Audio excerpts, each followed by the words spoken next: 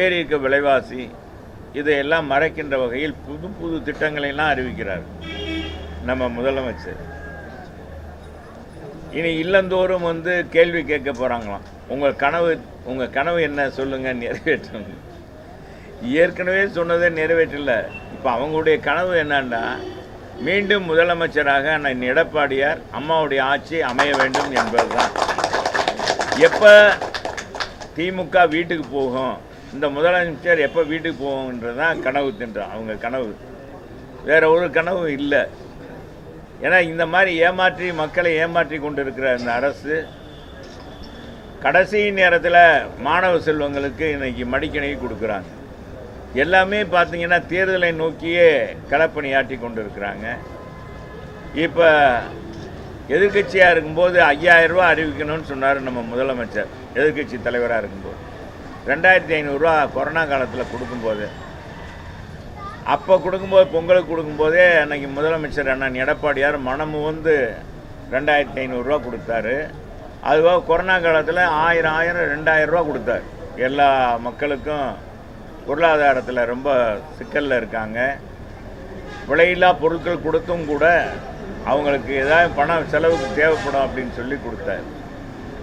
அப்படி கொடுக்கும்போது என்ன சொன்னார் நம்ம முதலமைச்சர், 5000 ரூபா கொடுக்கணும் பொங்கலுக்குன்னு சொன்னார். அவர் 5 பைசா 4 வருஷமாக கொடுக்கல. இப்போ 3000 ரூபா கொடுத்துருக்கார். அன்னைக்கு பண மதிப்பு இழப்பு, பணத்துடைய மதிப்பு எப்படி இருந்துச்சு, இன்றைக்கி பண மதிப்பு எப்படி இருக்குன்றது தெரியும். அன்னைக்கு இருந்த விலைவாசி என்ன, இன்றைக்கி இருக்க விலைவாசி என்னன்று நாட்டு மக்கள் உங்களுக்கும் நல்லா தெரியும். எனவே மக்களை ஏமாற்றி கொண்டு இருக்கிற இந்த அரசாங்கம் வீட்டுக்கு அனுப்புவது உறுதி. மக்கள் அதான் கனவாக நினைக்கிறார்கள். விஜய் நடித்த ஜனநாயகம் படத்துக்கு காங்கிரஸ் கட்சியிலிருந்து பெரும் ஆதரவு தெரிவிச்சுக்கோம். அது அடக்குமுறைக்கு மத்திய அரசு கொண்டு வராங்க இந்த மாதிரி திரைப்படத்து துறையை. இதெல்லாம் ஒரு தணிக்கை துறையில் சினிமாவை தணிக்கை குழு ஒன்று அமைச்சிருக்காங்க.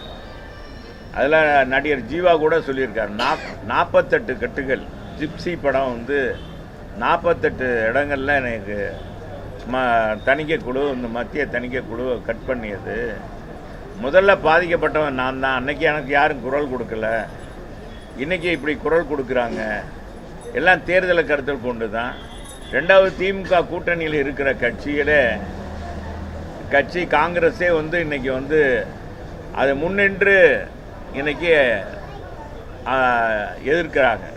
விஜய்க்கு ஆதரவாக இருக்கிறாங்க அந்த கட்சிக்கு. இது இப்போ அவங்க போர்க்குரல் எடுத்துகிட்டு இருக்காங்க. ஆட்சியில் கூட்டணி வேணும், திமுக ஆட்சி வகித்தால் வெற்றி பெற்று வந்தால், அது வெற்றி பெற்று வரும்போது வேற, வெற்றி பெற்று வந்தால் எங்களுக்கு பங்கு கொடுக்கணும், கூடுதல் சீட்டு கொடுக்கணும்னு சொல்லி 60 சீட்டு வரைக்கும் எங்களுக்கு கொடுக்கணும்.